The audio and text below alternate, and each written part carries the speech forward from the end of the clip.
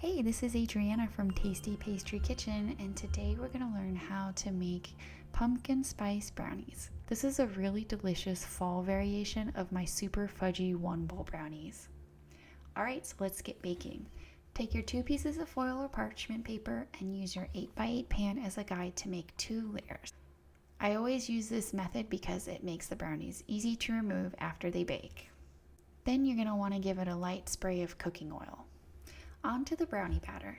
In a medium saucepan, melt your butter on medium-low heat.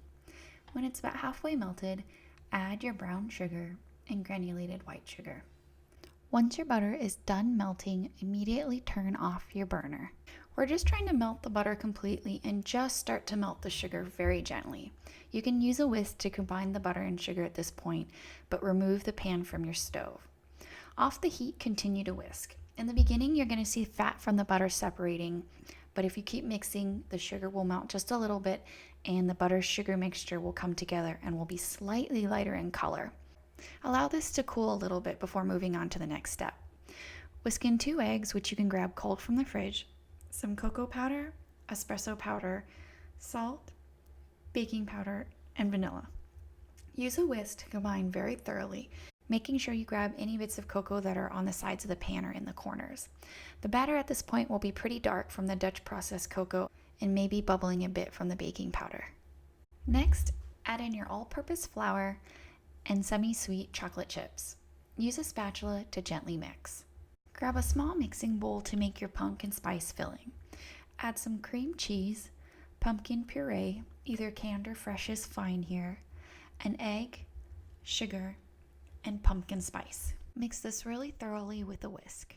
Make sure your cream cheese is at room temperature, otherwise it'll be really difficult to mix all together. Now grab your well-greased and lined pan.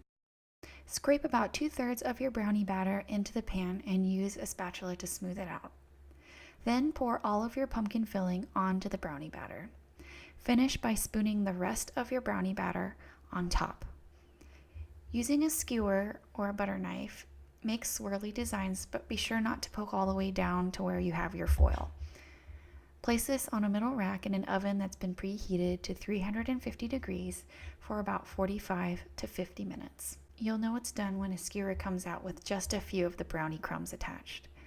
Let this cool completely and use your foil liners to lift the brownies out of the pan onto a cutting board.